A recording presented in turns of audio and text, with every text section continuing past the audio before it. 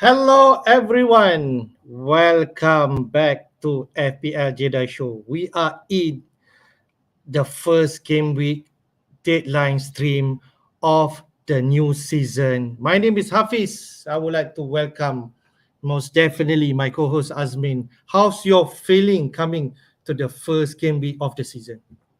Okay. I stayed away for most of the day, and because I do think a lot of things, shapes and changes. So I only just started looking at the latest team news, maybe about an hour plus ago, and yeah, there's definitely a few changes that we need to make. All right, pretty much an excited and interesting week of which I think maybe we can share the latest, really the transfer news that whether we are anticipating, but most probably we are expecting it should be happening, and is the news of Hurricane, of which, if I'm not mistaken, Spurs already accepted that 100 euro bid from Bayern Munich, and Hurricane is expected to do medical in Germany. Azmin, is this impacted in FPL? What do you think? Yeah, because you remember we were talking about how there was people were comparing stats. Maybe you can have Kane instead of Haaland, supposedly, because the total game week points. If you minus game week one, Kane actually scored more than Haaland. But in the end, it doesn't matter because Kane's gone.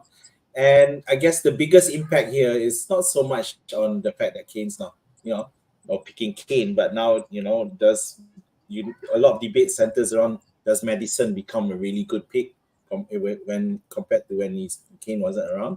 Is Richarlison gonna step up? And of course, Richarlison is a lot more cheaper now. And I haven't really looked at Richarlison, but he's back as a midfielder, isn't he? He's not listed Yep. as a midfielder, so there's definitely some attraction there.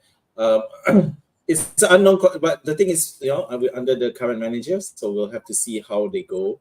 And they are playing away, and we know that a lot of drafts have Mbuemo in it. It goes to show what people think of the Spurs. But yeah, let's see what happens. How the manager tweaks the lineup without Kane in it. All right. I think what we will do tonight, as per normal that we did from last season, we will actually run through the fixture of game week one, and then we shall see the quotes from the presser, from the managers. I think I have captured all the uh, team news and also presser by the managers. We can run through. We can try to make way of what the managers have been saying and impacted in terms of their lineup. And if we are lucky, because the deadline will be in 1.5 hours after. Okay, and if let's say we string long enough, we just never know. We could actually get an early news of Man City lineup if we are lucky, right? I mean, I don't know. You try to watch out on that. All right. I think let's recap back game week one fixture, of which the early kickoff will be between the, can I say, the student and also versus is actually ex-boss, which is Vincent Company versus Pep Guardiola.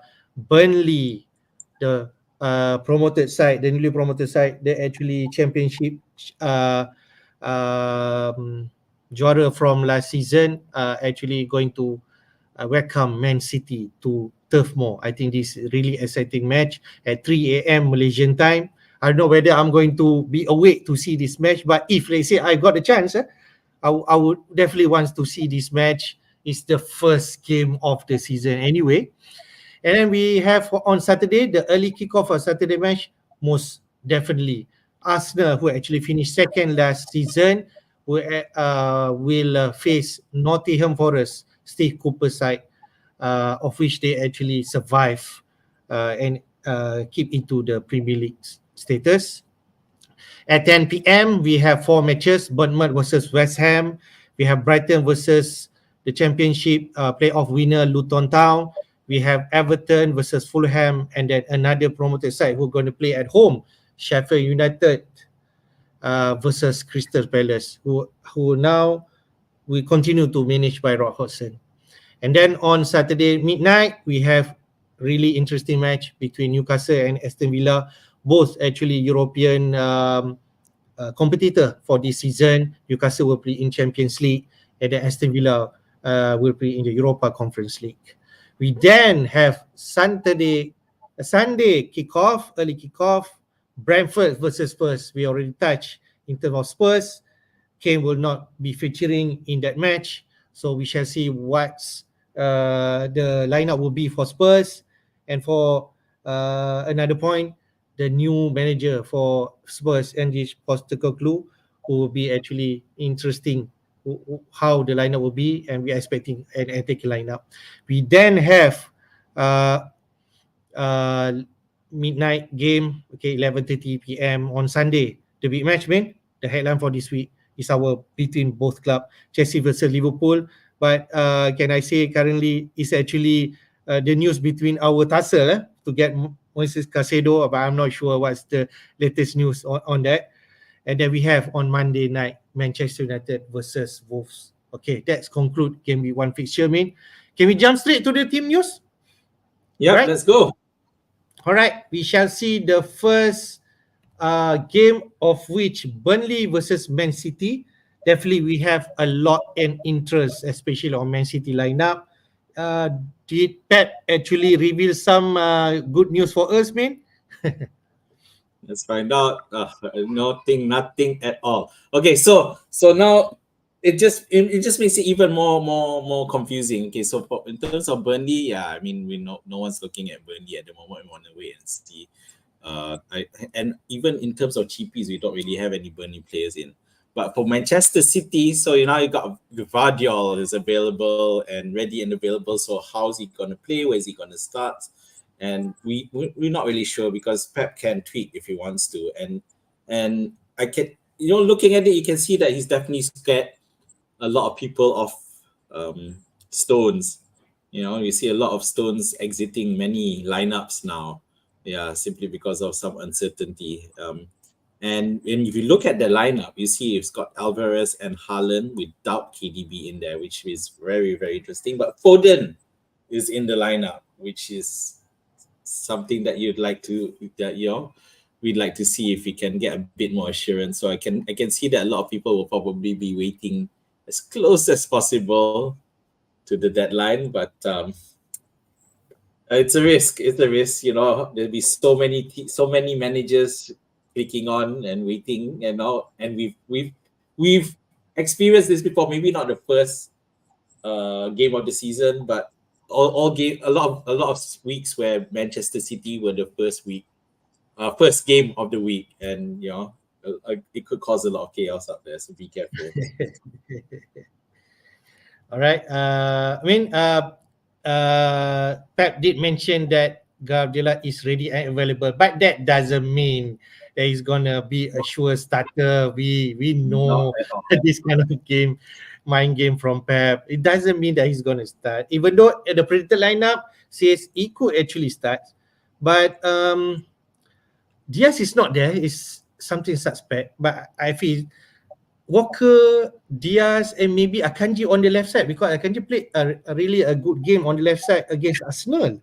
So I feel if let's say that's the case, Guardiola do not actually have any minutes, right? So in terms of preseason, so definitely I think that is the more reasonable way Pep should do it, right? I don't think he's going to throw Guardiola straight into the dugout and play in this game. Stones, I don't know. I'm pretty sure that he's gonna start. That my feeling, but we should know also that Man City will involve in the Super Cup against Sevilla, okay, in midweek. So maybe that could actually uh, make you thinking whether City how they're gonna line up. But I actually heard from the community or even from the other content creator that he mentioned, the second game is Newcastle at home, and that is the properly that Pep will definitely want to line up his strongest side. So that's the dilemma that people will mention. I feel this game Pep will should surely want to feel a strong side maybe he wants to rest some player during the Super Cup, but after that, for Newcastle, he need to go with the stronger side. No, yep. I think you're definitely right. I think the biggest problem now, and is the reason why many of us are staying off City players aside from Haaland is the problem that they have the Super Cup, which as unimportant as it sounds, Pep will still want to win that anyway, and followed by a very juicy home game against Newcastle. Newcastle who qualified for the Champions League as well, and you'd expect them to press on. So that will be great. And I think you're right. So the question is now, what's Manchester City's strongest first 11? I would argue Alvarez will not start, and it will be KDB in there. Yeah, Yeah. but for the rest, not so certain. Of course, what makes it easier in a sense because Mahrez and um, Gundogan aren't around anymore, and then you would think youngsters like Palmer still not going to be suddenly arriving into the starting lineup. So yeah, um, I'm starting to think it might be worth a risk to have someone Okay. like Foden. Okay, we touched already on Burnley and Man City side. Burnley, if you want a cheap defender 4 million, we can see that Bayer will be in the lineup, and that could be an option, but at least he's on your bench. Let's go to the next one, which is interesting. Arsenal versus Forest, because a lot of managers going to try triple up on Arsenal players. Okay, so what's the latest news from Arteta and also Steve Cooper, man?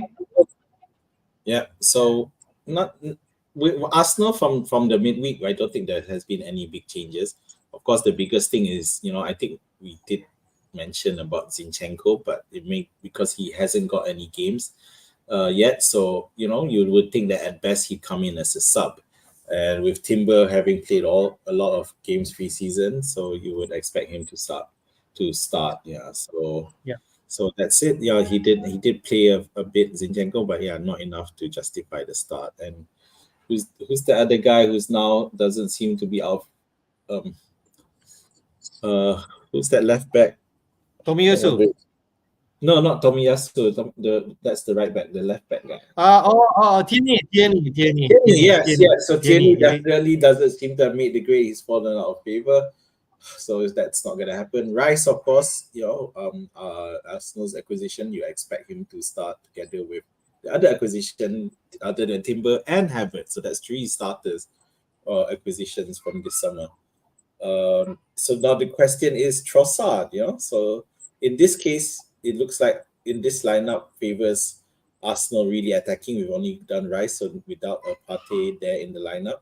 So you would see that's a very attacking lineup up to set the tone, a home match against Forest, who, as we all know, were one of the worst away sides, if not the worst away side last season. And I don't think that's going to change at the moment. Looking at that, it's just a case of whether any of the promoted sides are going to look worse. But having said that, Forest did survive, so credit to them. But Arsenal is going to be too much for Forest.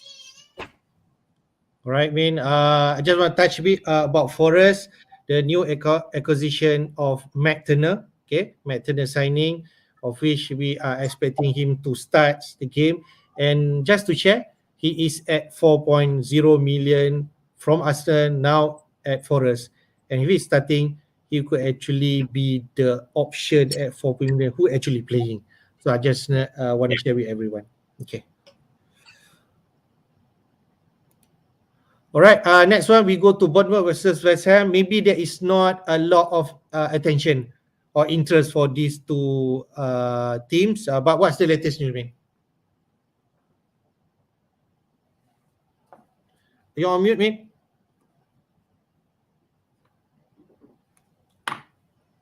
So some people that they've ruled out. The interesting part about the Bournemouth side there is that David Brooks isn't there. So David Brooks was one of the standout players during the pre-season. Okay. I guess, yeah. I mean, I'm liking the look of him. It's just that um, with the matches not being that great at the start with better picks available elsewhere. I think he's at 5.0, so it's not 5.5 Okay. or 5.0. Yeah. I think So 5-4. Yeah. yeah. So one thing, if you look at Billing, who played such an important part of of the goals for Bournemouth, is now being positioned at even further back. You know, with because maybe because they have a lot of attacking options. So we'll see with Quatara in and Anthony. But at the same time, Justin Kluivert, son of Patrick Mm-hmm. Kluivert. So Yep. whether Yep. or not he'll he's in a bit of a journeyman. So which means his quality is a bit suspect, but it'll be interesting to see. But definitely not for this week until I think Bournemouth is pretty much on a wait and see and whether or not there's something there. So Okay. on the West Ham side, it's pretty much same old. Paqueta has been the subject of a Manchester City interest, supposedly. So another case of buying more more players, but um, that that's not going to happen anytime soon. So if you look at that lineup, it's almost exactly nothing much has changed from the previous most of the players that we're used to seeing. So it's a question, I guess, is are you going to have Antonio or Ings, for example? There is one person who we should take into account, not so quickly because he just came in, which is James Ward-Prowse. So he signed up for West Ham, coming from Southampton. So once he's in, you definitely need to take a look there and see whether the set piece potential is there enough. Maybe players like Kurt Zuma suddenly become a lot more better, yeah, with JWP in. Is But Jam now, Jambi confirmed to come? Is it? Mean? um, hang on, let me just check. Yeah, Uh, he's but still but I can say the newly signing this is confirmed. New signing Exxon Alvarez. I think that yeah, is just confirmed from West Ham. But yeah. I don't think he's going to feature anytime soon. But I don't know whether he's going to fit enough to be on the bench. But that's the newest signing from West Ham. Yeah, The other one, you mean? I don't know about how about news of Maguire? He's also coming right to West Ham. That what I heard, but maybe it's not confirmed yet. Harry Maguire. Yeah. Yeah. It's possible. Although I'm not sure. Maybe a move to somewhere like that is better because I think maybe a high profile team like Manchester United was too much for him, and maybe stepping down a bit and be just much more better. But yeah, other that you see it is almost like what we've seen. So which is worrying, I would say, for West Ham until the new signings come in. Okay. As for JWP, apparently he's still having his medical, but yeah, Okay. All right. I don't see anything happen. I'm pretty sure he'll be a West Ham player soon. Right. Right. Good stuff.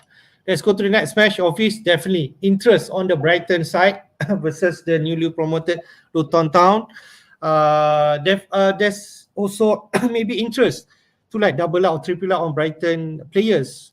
So, man, what's the latest news from Deserby and also the new managers from Luton? Rob Edwards. Right, Brighton featured a lot in our FPL preseason teams. Chop and changing with Estupian was an automatic, almost a Stupinian automatic Yes. inclusion in most of our teams and one of the most highest picked. And there's nothing to suggest that he won't start, so he's fine. Steele, it was almost a given that he would start until yesterday. Deserby mentioned about Steele and the other guy who I can't pronounce his Yeah. name. The The Bergen. Yeah. Okay. yeah, who they said they might share minutes in a short nutshell, which scares the heck out of a lot of FPL managers, resulting in a lot of evacuations, including yours truly. Um, then other than that, yeah, with Pascal Gross, if you look at that, there you go. He's being playing in a right back position. That's the prediction. So that takes off his allure to pick him up. The most popular player at this point is Pedro, and one argues that simply because he's played a lot in preseason and he's cheap. So it looks like he'll be playing there at the behind Welbeck. And then you have Mitoma, and March. So Mitoma and March are pretty much auto picks. It doesn't seem there's a lot of contests for them, so that's not a problem. Although you can see that there's a lot of interest in Mitoma and very much less for March. So the problem now is Pedro and Welbeck because there appears to be so many players available. You got Yundav there, you got Enciso there, you got Buonanotte there, you got Ferguson there. So it's a bit scary, and it makes me also worry that I'm having someone like Pedro because given the wealth that Brighton have in that attacking attacking options, you know, one thing you'll have to expect that Pedro may start, but he's gonna get subbed off. It's almost a confirm. Welbeck definitely he'll get subbed off, and Pedro is most likely to get subbed off as well. So I'm pretty sure because he's the options are there and he can be rested. Because there's so much good attacking options there, and how I'm very surprised that okay, fine. Ferguson's still very young, but he has a lot of quality. And Welbeck is getting on, so 32. The thing is with Welbeck, you're not gonna see him start after the first few games. I can see him being rotated and maybe even losing his starting lineup because his body can't hack it anymore, especially with Europe coming along. Okay, so that's it about Brighton. I just mentioned about Lallana. Yeah, Lallana, although he's might be a factor if even he passes fitness test, but he's not going to get a lot of games. He's also someone who's really gotten along, especially with Brighton's fast play style. So the question is, which we don't have to worry about now, but the question will be later on how they rotate with Europe. Okay, so coming to Luton, you got Bell and you got what's his other the player that we all have? Kabore. Yeah, that's right. So other than that, we don't expect much. And obviously, a lot of us have stayed away from Luton anyway because the potential for that Gameweek 2 might not happen, right? Yep. So that's it. So Brighton, Estupinan a fix. The rest a smattering between Pedro and or Mitoma. Steele has dropped. So that's it. I think this really statement from JZB on Steel would definitely makes everyone scared to feel him. If you're still thinking about Steel as your goalkeeper option at 4.5 million, I don't think I'm going to go there. There's other 4.5 million pick that you can go for sure. All right. So I think that's all from Brighton versus Luton. We shall jump to next one, which is Everton versus Fulham. Okay. Everton survived from last season at the end, at the last day of the game, of which they now continue to play against Fulham, who actually been performed well last season. So what's the latest news from both teams? Okay, so the good news, of course, is James Tarkowski being fit and he's ready and he's so important. But unfortunately, someone has mentioned that McNeil, Ali will be out. I mean, the interesting about Everton lineup, screw DCL. But the interesting about the Everton lineup is Ashley Young, who's been taking a lot of set pieces, and there he is looking a lot in at the left back position. So is he good enough? Now the thing is, we have to remember that Everton's preseason has been quite decent defensively, and that's why there seems to be a popularity boost with Pickford being picked as an FPL keeper, and even more so now that someone equivalent of 4.5 Steele is now really doubtful that he'll be a regular starter, and Pickford has come in and snatched that away. So that's Everton. So Silva, so you've got a couple of key players out who are potentially out, which is Palhina, who's so important in that midfield role for Fulham, and he's out. And Andres Pereira, the key creator, and pulling the strings in midfield, he is a doubt. So this is a problem. But of course, it doesn't matter because Mitrovic is available. I know that lineup has Jimenez there, but is that just because they just bought him? Because at the end of the day, if between Jimenez and Fulham, you'd pick Mitrovic any day of the week. It doesn't make sense. Just because you bought Jimenez doesn't mean and he did play in the final warm-up question and final warm-up. But the only thing with Mitrovic is because of all the Hmm. interest from the Middle East and wanting to Yeah. play, so that's the only reason. But I think because they are expecting Mitrovic to go yeah, to the Saudi League and then Jimenez for replacement, but now he's stuck there. So now Marco Silva has to manage these two players up front. yeah, And and most probably I they think can manage, right? Hmm. yeah, and the thing is, without Pereira, I think Jimenez has helped. Hmm. Okay. I think Without there's Mitrovic a has to start. Yeah, he has to start. This is an away game, by the way. So yeah, we know. And Jimenez has been out of has never been himself since he had injury. yeah. He's okay, but you would accept him to be a regular starter. All right, good stuff. Next game, which is Sheffield United, the new promoted side against Crystal Palace. We know there's some new signing from Sheffield United, but at the same time, there's some suspected injury from Crystal Palace side. So, what's the latest news from both teams?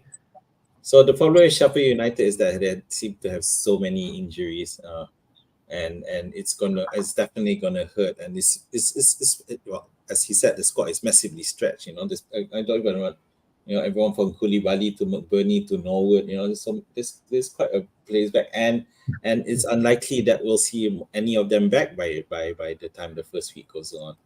So the new signing, visa dependent, so that means he's pretty much out, I would say.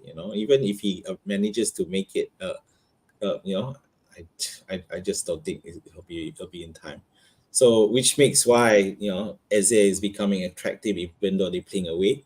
So but Crystal Palace wise, with Zaha now off to Turkey. Um, so that is the strong lineup there. It's pretty much almost the same as most of what we're seeing previously. So, but the thing is that it's stable enough that you would expect Crystal Palace to win this one. All right, yeah, I think so. So yeah, Olise might not feature. He also subject in terms of transfer out from Crystal Palace, but at least Eze should be the talisman for this team for sure. He's on set pieces and he's most probably on penalty taker. So I think that's the option there for Crystal Palace. All right, let's go to the next one. Newcastle versus Villa. I think this is really something big news coming from Aston Villa camp, of which Emery declared that Amy Bundia will be sidelined for quite some time, if not a long time. So what's the latest news for both teams? Okay, so Newcastle, so Shah is back, so he should be there, and assuming all goes well, he'll go straight back into the lineup. So for me is a question. Again, we're thinking about we're looking at that middle uh center forward lineup and trying to figure out is Isaac or Wilson gonna start. So this is a big problem. Let's see. Wheelock is the only other real person who's out that is going to be missed. But you've got Gordon there who will be, well, we'll see. I would say he's still unproven after his move from Everton, whether he can really fit into the Newcastle lineup. But he's in a good spot. Then you have Joe Linton there instead of Anderson, who did well during the preseason. Yeah, and the other person that we need to consider is Harvey Barnes. So Harvey Barnes who's with Newcastle, and so if you look at that, that's pretty much the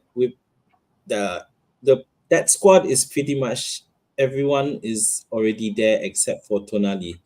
So Tonali as a defensive midfielder, I think he'll play as a deep line defensive midfielder, allowing Bruno and Joelinton to push further up. But it's going to be a problem because you've got Harvey Barnes who will definitely get in at some point and share minutes with Gordon. Isaac will definitely leave at some point for Wilson, and out and it's going to be a scratch. The good thing, of course, because Newcastle's lineups team is a bit tough in terms of fixtures. But that's why the most popular player that you have there is Trippier, who with his dead ball abilities, you don't have to worry about him not starting. Okay, so coming on to Villa, yes, the biggest news is Buendia, and I guess because you've also got Ramsey out, who's also Mm-hmm. player from last season, and now you got Buendia out. So in his place, you've got Diaby and Kamara there who will lead the line, but then you have Bailey, who's still not quite there yet in terms of securing that spot in the first 11, and with his injuries or lack of fitness. So that's always a problem there. So the back line is okay, I guess. So the question is, with the absence of Buendia and Ramsey, is Watkins going to Mm-hmm. be impacted? So Yep. I don't know, Interesting. for those of you who have Watkins in the lineup, is that going to be a factor, or are you still confident? Yeah.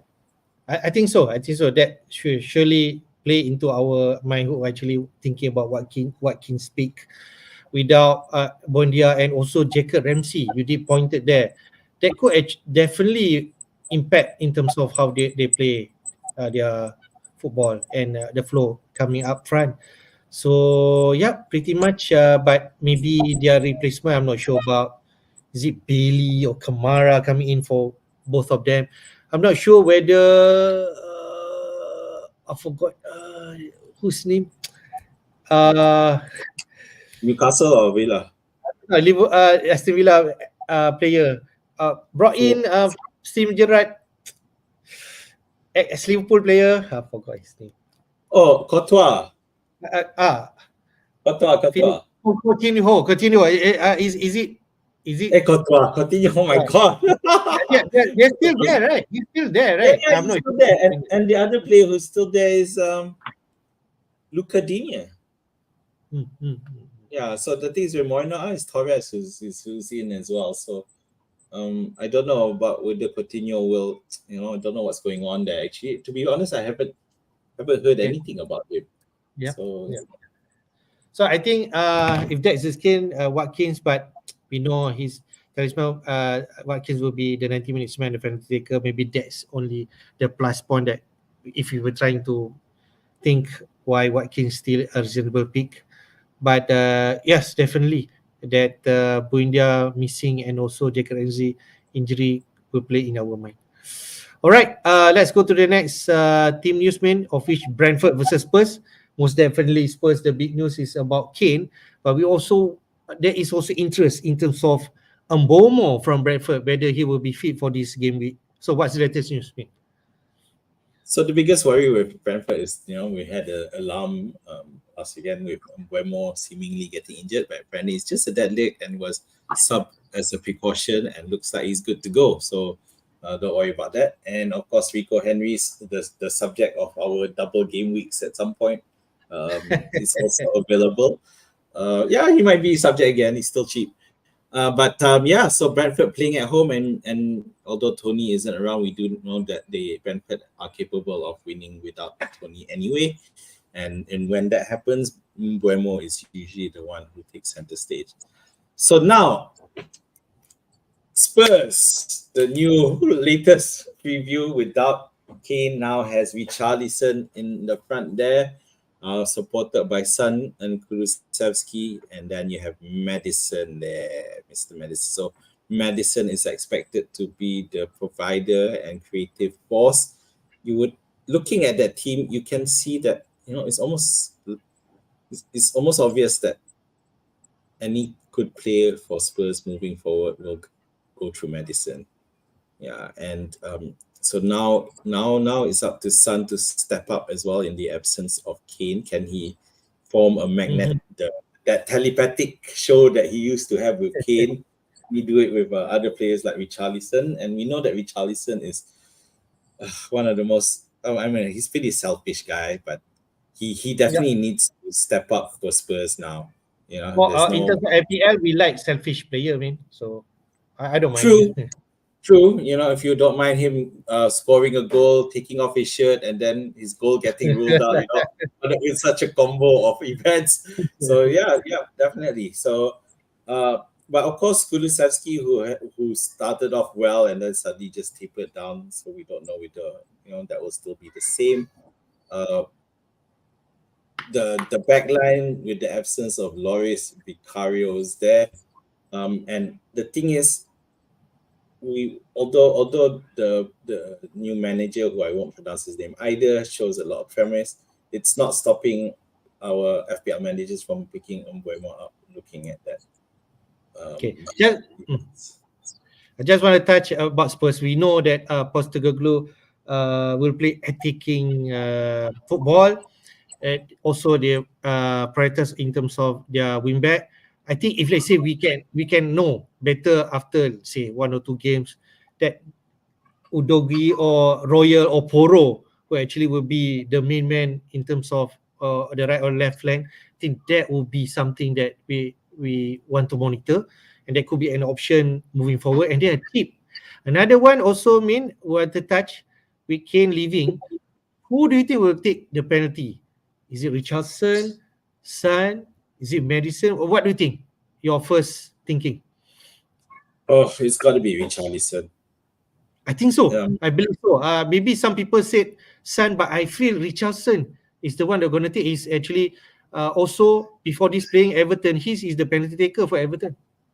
yeah, it's got to be Richarlison, and he needs them if he's going to immediately make an impact for Spurs. He needs to be given, if anything, to help give him the motivation and some morale. Then giving him the penalty responsibility is going to be a big help. I think I agree with you. The second Okay. this second option with Richard, when because Richarlison will almost certainly get subbed off. Um, he's not going to play the 100 minutes that we are now expected to do. I mean, as you know, we now expect to see for the Premier League play an average of 100 minutes, with the referees being given the instructions to give more time, in response to all the play acting and injury breaks. So, in the absence of Richarlison, Madison will be taking the penalties as well. Right. Interesting. We shall know in the future. Definitely. All right. Let's go to the next one. Is the big match between Chelsea versus Liverpool. Yep. People talking about Casaido, but we interested to know what's the latest team news. If let's say any of those manager, Pochettino, even Klopp did mention it. So, yeah. So the saddest news is, of course, Nkunku. His injury is, at first it was a few weeks, they became a couple of months, and now it looks like it's all the way till December, which is a pretty sad for a player who's just coming into a new league, and very, very frustrating as well. So with Chelsea, you've got Chilwell, of course, a very favorite pick, but at the same time, we have suddenly started to see a lot Reece James in a lot of squads now, and maybe it also helps that he's been named the team captain as Can, well. Yeah, can I say team captain? But another thing that they thinking is Reece James could be the penalty taker. So that's why yeah, maybe people want to try think of that as an option. yep, that's right. So I'll be a bit wary though, especially with we got Jackson, Chukwuemba, Mudryk, maybe not Sterling, but all three of those are going to they will want Mm. to get off the mark, Mm. I and agree. why wouldn't you give it to them, so that you won't give some, to kick it off for the Yep. rest of the season. Yep. But I guess it depends on where they at with the state of play. So for Liverpool, yeah, the good thing with Liverpool is that they've gotten through the preseason mostly risk injury free, no real issues there. Now the latest tweak is now that Moises Caicedo was the subject of a auction last night, and apparently Liverpool won. So it was supposed to be that they had agreed terms. Unfortunately, but now they're saying that Caicedo may not agree to go to Liverpool, as in because he wanted to go to Chelsea. So it's so frustrating for Liverpool. But you know what? Well, that's the market these days. It's in a way it's our fault for playing playing games with the Southampton midfielder, uh, Romero Lavia. Yeah, so that's gonna hurt us. So, but hopefully our um, midfield is not going to hurt too much, because if you look at it there, we clearly don't have a specialist defensive midfielder. There you got Curtis Jones, Obaslai, and McAllister, who McAllister can play the role, but then it's kind of wasted. He should be playing as a box-to-box midfielder rather than deep-lying defensive midfielder. So that's the Liverpool lineup. They're predicting Gakpo and Diogo Jota. Do you I'm agree with not. that? Jota starting? I think it could be Salah, Jota, Diaz. Yeah, but it's Okay. hard. Yeah, All right. Okay. it's hard. I'm not. It's Okay. hard. So that's why. But this is the problem because so much uncertainty on Liverpool. Then a lot of many of us who have not had Salah did not pick another Liverpool player instead because of the uncertainty. All right. Okay. Okay. Let's go to the last match for game week 1, of which Manchester United will face Wolves, who recently appointed Gary O'Neill as the head coach. So, what's the latest news from both camps? All right. So Henderson is out. Harry Maguire is available. Doesn't matter. Neither of them are going to get a look in here anyway. So it's all about Rasmus Højlund. Is that how you pronounce his name? But he's not going to be available for a few weeks, which means Rashford is quite likely to lead the line again, and yeah, which makes it very attractive, even though he's zero point 0.5 more expensive than Bruno Fernandes. Uh, but at the same time, oh sure, we got Anthony, we've seen a bit, but Garnacho is very cheap midfielder playing for Manchester United. And he's going to get that start. Could it be a nice pick here, especially against Wolves, who suddenly now have a new manager, but how much time he's had to prepare. If I was Gary O'Neill, I'd say whatever you worked on last week, we're gonna keep it this week until we figure it out and until he has more time. Because if he disrupts it, that what they've already been working on without enough time, it's gonna be a bloodbath. To be fair, even now it looks like a bloodbath. The only thing is you've got Mount, who's playing as a really deep lying, or is it box to box? I'm not sure, because Casemiro definitely he'll be the defensive midfielder. But is there potential for Mount? Now it's a wait and see, given the riches that Manchester United have in front. So unless someone like Garnacho or Anthony start really not doing really well, that's when Mount might go further up, and someone else might be start in the middle. Just a quick one on Wolves. Yeah, don't know what's going on there. Gary O'Neill's the new manager, but this is the last match of the game week, and it's looking dire for Wolves. Yep. All right. If you can see that Garnacho is predicted to start in this game, it could very well be because last preseason match he did start, and he's can be a great option at 5 million in midfield.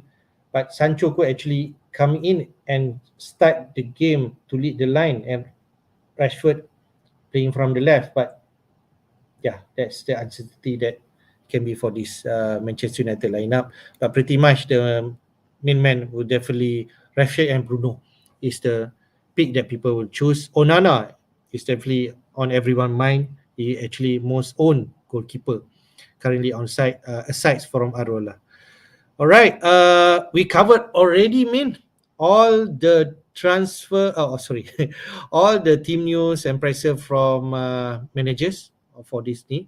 So I think we can go to our team because we do not run the usual transfer in and out because this is the first game of the season. But we already know Haaland on 86 or 80 plus ownership. We know Estupinan more than 50% ownership is really large. We know Saka more than 50% ownership also. So I think those are the pretty much the top 3 players in terms of ownership that I can see. Okay. I think I'll share my team first, because Sure, when go ahead. during midweek, my lineup show that I have Salah as an option. There is a draft team, but my team has changed after a few tinkering. Okay, but we shall see. Right, this is my team right now. I think pretty much template. Okay, and it could be actually similar like what Afos did mention in midweek. But in goal, I do not have Onana. I have Pickford and Turner. I think that is the recent acquisition from Forest, 4 million. He could actually well start. And Henderson, as you mentioned in the team news, he'll be out for some time, and he potentially an option to bring from Forest to bring as a keeper on loan deal.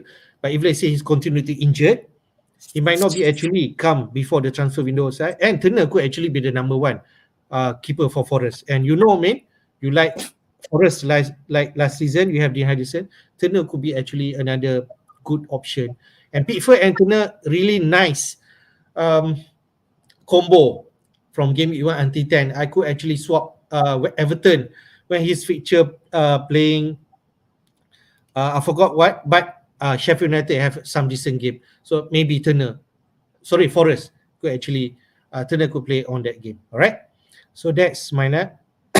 In defense, Estupinan, nothing to say about that. Everyone, or more than 50% same. Gabriel, Arsenal players, net. And Shaw. I think that is one maybe not many would say that.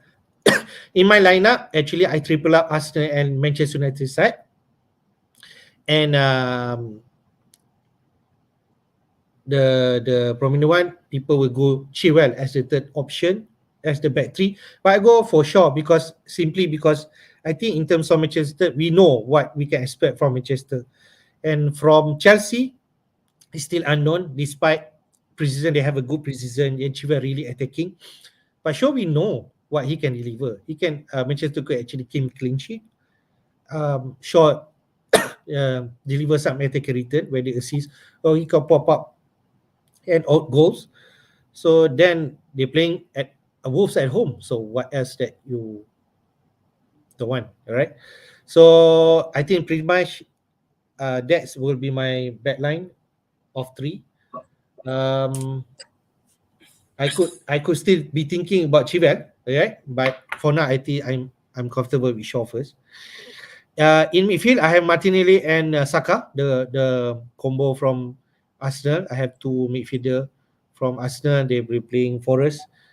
Trossard, Havertz, Odegaard could be another option, but I think Martinelli will be more attacking than those and could be more explosive. For Manchester United, I have Rashford and Bruno Fernandes. Bruno is the captain. He's the talisman. He's the most creative player for Manchester United and also on penalty taker. And I have Mitoma there. Another option that I could go, Mombomo or even Eze at same price, 6.5 million. But I want to attack that fixture. Brighton have Luton and next game against Wolves. So those are the two so-called on paper would be the most team that could actually having suffered early season and Brighton very attacking, they could actually score big. Mitoma could be in the mix. And then I have Haaland and Watkins up front. Watkins, it is something that I want to rethink since the team news about Buendia and Ramsey will be out, could actually affect output from Watkins. But do I want to triple up Brighton asset? I'm not too sure. If I want to go Joe Pedro up front, then Mitoma could actually become Mbomo. I think I'm more comfortable. I have balance, not really put everything in one basket lah. Right? But for now, what can stay? And my bench really cheap one, Bayer, Kabore, and also I think this is the latest one, Osula. You mentioned in the predicted lineup, you could actually start. He's really nice at 0.5 million. Sheffield United having some injury in terms of upfront. They already lost Ndiaye. They already transferred to Marcel. And then McBurney, Brewster, Jebison, all injured. So Osula could actually start this game and he could be an option for the coming week. So why not? 4.5 million.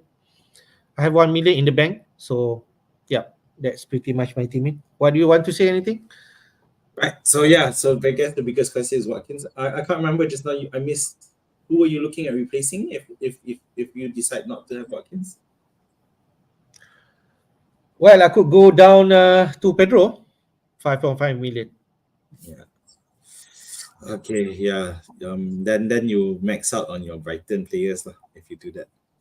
So okay. So other than that, yeah, is you putting a few eggs in a few baskets there. So I guess it's a case of you got six um home gamers, which is City and United and Arsenal are all playing at home against dodgy sides. So fair credit to you.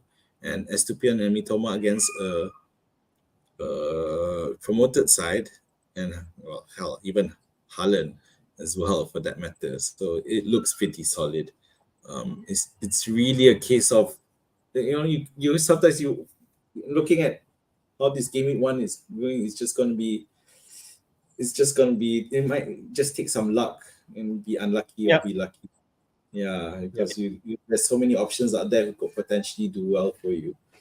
But yeah, no complaints. You have 1.0 at the bank, and that's great because you can look into changing a hell. And right now, if you look at Watkins to Pedro, that will leave you even more funds available to play with. You might even Yeah. be able to get to If, Salah again at some yeah, point. if I do that, most probably I have the luxury to go to Salah. I think if I downgrade Pedro, then Salah could be an option. Bruno for Salah and downgrade Martinelli to someone. But I think I'm more comfortable like this for now. Okay, more balance. I have more 90 minutes guy inside here, especially in Watkins, Bruno, Rashford, Saka at least. Mitoma maybe, but he actually shoot lot more minutes than other Brighton. I said I'm pretty much more comfortable on that. Partly maybe suspect, but I watch FPL Wire records last yesterday, of which in terms they comparing Martinelli and Odegaard. Maybe Martinelli in terms of minutes lesser than Odegaard, but in terms of his potential attacking is greater, even though minutes are less than Odegaard. Yeah. So you can balance between that if you want to go to Odegaard and more minutes, but maybe not so explosive and more expensive at 0.5 million higher than Martinelli. So, but I think you can't go wrong with these two people. I think so. Yeah, for us, it's gonna be a problem. So yeah, definitely can't not have Arsenal players. Yeah. All right, man. Okay. Maybe we can go into your team. All right. So my team. Okay. I can't share my Okay. screen. I don't know if you still have the previous team in your Okay. slide. Let me. Okay. Let me have sekejap. Okay. Sorry about that. So I've made a few changes from my previous team. Not a lot. So if you look there, you have Okay. Steel there. This So this your Steel. lineup in midweek. You have Steel in goal. So what's your thinking now? So Steel is now Pickford simply because of these Zerbi's comments that have kind of scared me quite a bit. So so that has changed to Pickford. The rest are holding secure except for I've moved Fernandez to Rashford. I've decided to spend a bit more and Okay. get Rashford as I feel that out of position, thinking he's going to get a lot more. And maybe even the potential for a hat trick is there. It doesn't necessarily have to be penalties. And I think Rashford will do better than Fernandez. So we'll see. But of course, for people like you who have both of them anyway, so that's not a big deal. So now the the thing is, I'm looking because Lino himself is at 4.5, and now you got Turner available as an option. I might just go for 4.0 there as well, which will leave me 1.0 in the bank, and which would allow me to upgrade Mbuemo if I'm not happy, if I feel like I need an upgrade. And I could go to Madison or someone else, which we can talk about shortly because there's a couple of chats on the screen that Oh, we is it? need to highlight. But yeah, so that's it. That's it for my team. You got one thing. The dilemma I'm having is now I've got White playing in the starting 11 instead of Chilwell. TAA, I've decided to continue playing. Maybe that's my own Liverpool bias. I can't help it, but I'm moving White up into the starting Okay. 11 Okay. instead of Okay. Chilwell. Yeah. Okay. I think so. I concur on that. I think that pretty much good. In terms of your lineup, you're gonna stick with TAA, of which Yeah. Uh, well, you want some Liverpool players somewhere there, right? So why not TAA? Okay. Yep. We take some question. I know Brandon is here. According to Andy, Stone's not playing. You have recent news. Uh, I mean, you can confirm you Yeah. have that. And Yeah. Yeah. Brandon mentioned It's about it's Foden starting. it's coming all throughout Twitter at the moment. There's plenty of Okay. saying that Foden and KDB will start, and Okay. Stones. As we were so worried that we all ended up taking Stones out of lineup, and yep, no, he's not starting. So you got Foden and KDB starting, and that's a pretty now suddenly it looks like a pretty strong team. So you'd expect Alvarez to not start, and it looks like they're not so worried about the Super League Okay. All right. Fair. Super Cup at all. So yeah, I'm still trying to find, but considering that it's been circulating so much, you'd expect that thing will be correct. So no Stones, Foden and KDB starting. So now question is, are we doing anything about it? Foden 7.5 million. Interesting. Yes, that 7.5 million could actually put into my side Salah, Foden, and Pedro instead of Martinelli, Bruno, and Watkins. That could be really an option. I don't know. Yeah, I've with me downgrading Leno to Turner, I now have exactly one which I can use to either upgrade Umbuemo to Foden or Izzy to Foden. So do I want to do that? Okay. All right. So apparently, one Twitter source has a league lineup which is Edison, Walker, Akanji, Ake, Lewis, Rodri, Silva, KDB, Foden, Grealish, and Haaland. So we still have time to verify that. We still got 20 Yeah, minutes, but of course I think yeah, the later you get, more dangerous it is. But pretty much the biggest news is Foden starting. KDB, I yeah. don't think people KDB, I don't think people will be able to reshuffle to suddenly find a way to pick KDB. Fair, fair, Foden fair. is definitely possible to So, bring up. Alvarez not playing, is it? No, no Alvarez. Yeah. So basically, really dangerous when you want to really predict Pep lineup. You know, Stones not playing 5.5 million. I mean, option really. You can go Man City side. Diaz, Guardiola coming in, Guardiola. Then yeah, I won't go there definitely. Foden starts, yes, that's great news. But would you be comfortable for the next few weeks that Foden starts? I can't tell. Ah! But at least you know the first game he starts, and you can actually exploit this game against Burnley, right? So well, Yeah, you can take advantage of that. Yeah. yeah, that's right. So yeah, it's hard to fight this temptation. Okay. Anyway, so all right, is that it? Because we got about 23 minutes to the deadline, and Yeah. I would suggest. I know people want because we already have that. If that lineup is confirmed, and which means we have ample time to change your team. So rather than that's unless someone tweaks during warm up, that's pretty much. Which will never going to get We that will news. never know. Yeah, so rather than waiting for the last 10 minutes, I suggest you make your transfers now Yeah. and Yeah. and keep your peace. Yep. Yep. Yep. All right, man.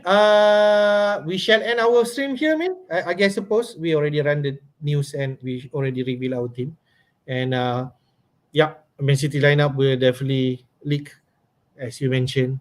you can do that by picking Friday. And hopefully, I think my last word is just good luck to the new season. Whatever that you did for your team now, it doesn't mean that it will forever be that team. You can actually tweak your team upcoming weeks, week 2, week 3, and you still have wildcard on your side. If let's say tiba-tiba all these changes happen and you need to revamp your team. So your last word, man.